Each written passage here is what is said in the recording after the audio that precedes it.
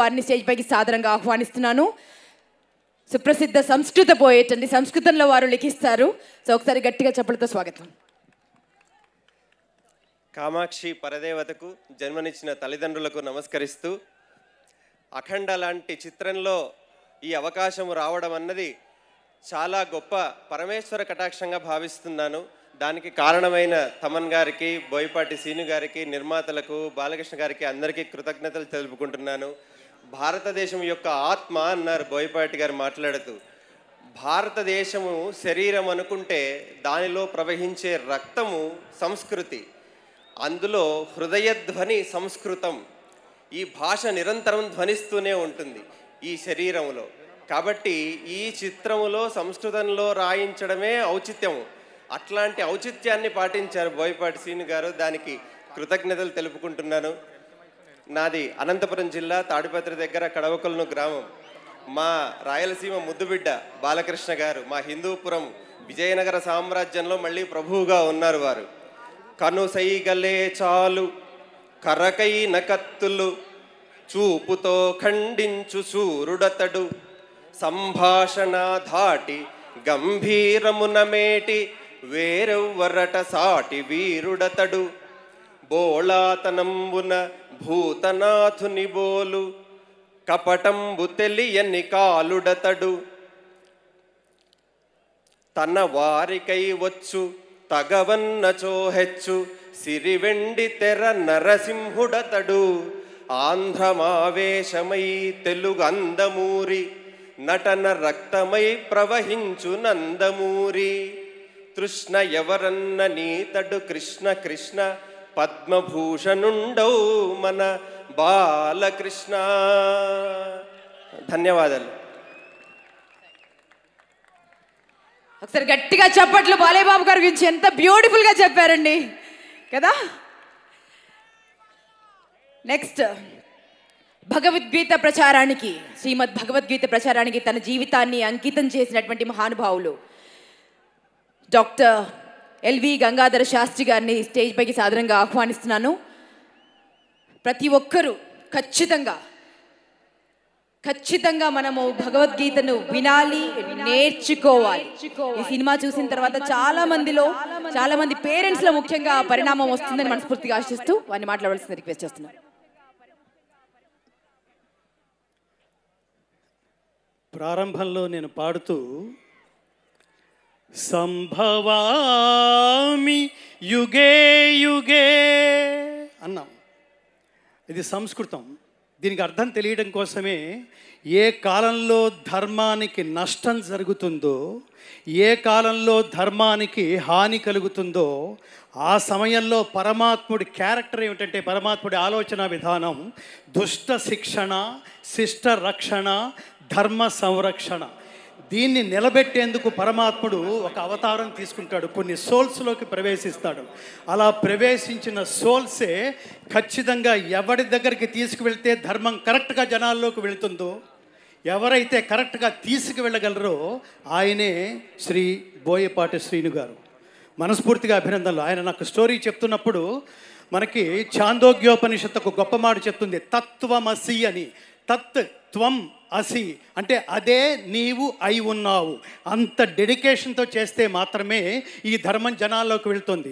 ఇది సినిమా అనుకుని దీని ఎంటర్టైన్మెంట్ అనుకుంటే చాలా పొరపాటు మిత్రులారా. ఇందాక మా మిత్రులతో కలిసి అనుకుంటున్నప్పుడు శివరాత్రి 2 నెలల ముందే వచ్చిందన్న ఒక దివ్యమైన అనుభూతి కలిగింది మాకు. ఎప్పుడైతే బోయపాటి శ్రీను గారు నాకు నిజానికి ఈ సినిమాలో కీలకమైన సన్నివేశంలో 2 భగవద్గీత శ్లోకాలు నా చేత పాడించినందుకు ముఖ్యంగా బోయపాటి శ్రీను గారికి, బాలకృష్ణ గారికి, అలాగే నిర్మాతలకి, అతి ముఖ్యంగా పాటని స్వరాన్ని తనే అయిపోయి భావించి ఒక తపస్విలాగా చేయగలిగే తమన్ గారికి ప్రత్యేకమైన కృతజ్ఞతలు తెలియజేసుకుంటూ, భారతదేశంలో గుర్తుపెట్టుకోండి మిత్రులారా, ఈ సినిమా నుంచి మనం బాగుంది, బాలయ్య గారి నటన బాగుంది, బాలయ్య గారి నటన ఎప్పుడు బాగానే ఉంటుంది. నాకు ఇటీవలే ఒక్క విషయం చెప్పి నేను ముగిస్తాను. ఇటీవలే నాలో సనాతన ధర్మ బీజ జ్ఞానాన్ని నాటి ఇటీవలే నన్ను వదిలి వెళ్ళిపోయిన మా నాన్నగారికి అత్యంత ప్రీతిపాత్రమైన నటుడు నందమూరి బాలకృష్ణ గారు. ఎందుకు నాన్న అని అడిగితే నాన్నగారు చెప్తుండేవాళ్ళు, ఎన్టీ రామారావు గారి తర్వాత ఒక్క శరీరంలో మాత్రమే ఒక డైలాగు అంత పండుతుంది నాన్న, ఫ్లూటు జింక ముందు ఊదు సింహం ముందు కాదు అని చెప్పాలన్నా ఆయనే. రెండవది మనకు అర్థం కాకపోవచ్చు, వాగర్ధావివ సంపృక్తౌ వాగర్ధ ప్రతిపత్తయే జగతః పితరౌ వందే పార్వతీ పరమేశ్వరవు. అది కూడా అంతరమ్యంగా అంత భక్తి పారవశ్యంతో ఇమిడిపోయేది ఒక్క బాలకృష్ణ గారి నటనలో మాత్రమే, ఆ శరీరంలో మాత్రమే, ఆ జన్మకి మాత్రమే. కాబట్టి పరమేశ్వరుడు ఇంతమందికి ఈ కాంబినేషన్లో ఒక ధర్మాన్ని నిలబెట్టడం కోసం బోయపాటి శ్రీనివాస్ గారు నాతో మాట్లాడుతున్నప్పుడు ఈ సినిమా సారాంశం అంతా 4 ముక్కల్లో ఏమిటో తెలుసా మిత్రులారా? ప్రతివాడు గుర్తుపెట్టుకుని ఆచరించవలసింది దైవభక్తి, దేశభక్తి, కర్తవ్య నిష్ఠ, నిష్కామ కర్మ. దానికోసం ప్రాణత్యాగం చేసినా కూడా ఓకే అన్నాడు పరమాత్ముడు. శ్రేయాన్ స్వధర్మో విగుణ పరధర్మా స్వనుష్ఠితాత్ స్వధర్మే నిధనం శ్రేయ పరధర్మో భయావహ.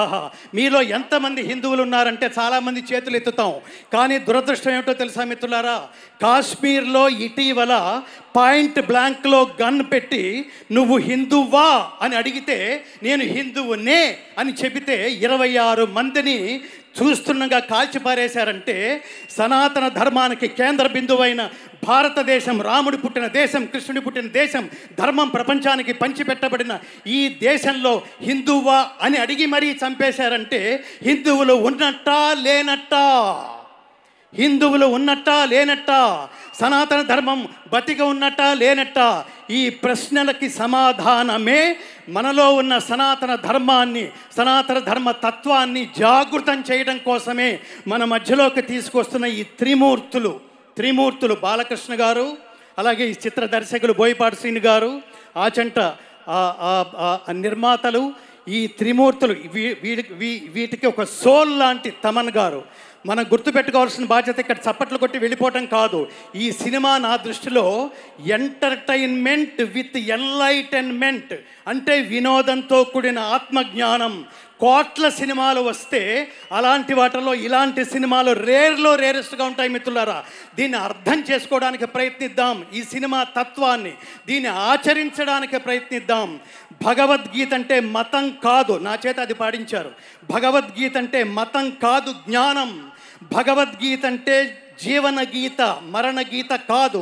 భగవద్గీత అంటే ఉన్నత వ్యక్తిత్వ వికాస బోధనం, ఉత్తమ జీవన విధాన మార్గం. గీత నేర్చుకుంటే రాత మార్చుకున్నట్టే. అది ఈ సినిమా సారాంశం. కాబట్టి అందరం సనాతన ధర్మజ్యోతులై ప్రతి ఇంటి నుంచి ఒక్కొక్క వివేకానంద సృష్టి జరగాలంటే ఈ సినిమాని అర్థం చేసుకుని ఆచరించే లక్ష్యంతో ఈ సినిమాకి దయచేసి రండి. ఇది తప్పకుండా నా దృష్టిలో ఇది మనుషులు సెలెక్ట్ చేసుకున్న సినిమా కాదు మిత్రులారా, మనుషులు తయారు చేసుకున్న కథ కూడా కాదు, పరమాత్మ ఎంచుకున్న యూనిట్ వీళ్ళు. ఈ సినిమాలో పనిచేసిన ప్రతి ఒక్కళ్ళకి, ఈ సినిమాలో వెండి తెర మీద, వెండి తెర వెనక కనిపించే ప్రతి ఒక్కళ్ళు యోగం అంటాం దాన్ని, అదృష్టం అంటే లౌకికమైంది, యోగం. వీళ్ళు కారణ జన్ములు. ఇలాంటి సినిమాలు మళ్ళీ మళ్ళీ మళ్ళీ మళ్ళీ రావాలని, ఇలాంటి సినిమాలు కరెక్ట్గా లైన్లో నాకు అనిపిస్తోంది. ఈ ఆవేశంలో ఇట్లాంటి సినిమాలు బోయపాటి శ్రీని గారి దర్శకత్వంలో లైన్లో 10 సినిమాలు వస్తే భారతదేశంలో సనాతన ధర్మం సెటరైట్ అయిపోతుంది మిత్రులారా. నాకు అంత పెద్ద హోప్ ఉంది, సెటరైట్ అయిపోతుంది. మేము ఖచ్చితంగా హిందువులం, సనాతన ధర్మ బంధువులం అని మనం కరెక్ట్గా చెప్పుకోగలం. అంతటి విశేషమైన ఈ సినిమాలో నాకు భగవద్గీత శ్లోకాలు, నేను ఇంత ఆవేశంగా గట్టిగా ఎందుకు మాట్లాడుతున్నానంటే సనాతన ధర్మానికి దెబ్బ తగిలితే నేను ఊరుకోలేను. ఎందుకంటే I have dedicated my entire life to propagate the essence of Bhagavad Gita throughout the world. ప్రపంచానికి భగవద్గీత సారాంశాన్ని, స్వార్థరహిత ఉత్తమ సమాజం నిర్మించబడడానికి భగవద్గీత ప్రచారమే నా జీవితంగా మలుచుకున్న వ్యక్తిగా బాధ్యతగా ఈ వేదిక మీద నేను మాట్లాడే అవకాశం ఇచ్చినందుకు, భగవద్గీత శ్లోకాలు నా చేత ఈ సినిమాలో ఒక కీలకమైన సందర్భం కోసం నా చేత పాడించినందుకు ముఖ్యంగా తమన్ గారికి నేను ప్రత్యేకమైన కృతజ్ఞతలు తెలియజేసుకుంటూ, జై బాలయ్య, జై బాలయ్య. ఇందాక ఒక పాటలో పాటంతా ఒక ఎత్తు, ఆయన ఓం నమ శివాయ అని ఆ గొంతులో మాత్రమే శ్లోకం పండుతుంది మిత్రులారా.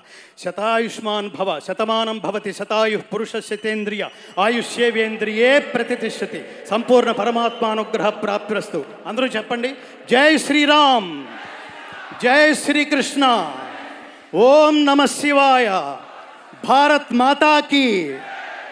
ధర్మం అంటే సర్వజన బంధువే హిందువు. హిందువు అనేది మతం కాదు మిత్రులారా. ఇది గుర్తుపెట్టుకుని అందరినీ కలుపుకుంటూ సనాతన ధర్మజ్యోతులై ప్రకాశింతురుగాక. జై శ్రీకృష్ణ. సర్వే జనా సుఖినో భవంతు. ఎంత అద్భుతమైన గలం, ఎంత అద్భుతమైన మాటలు చెప్పారండి.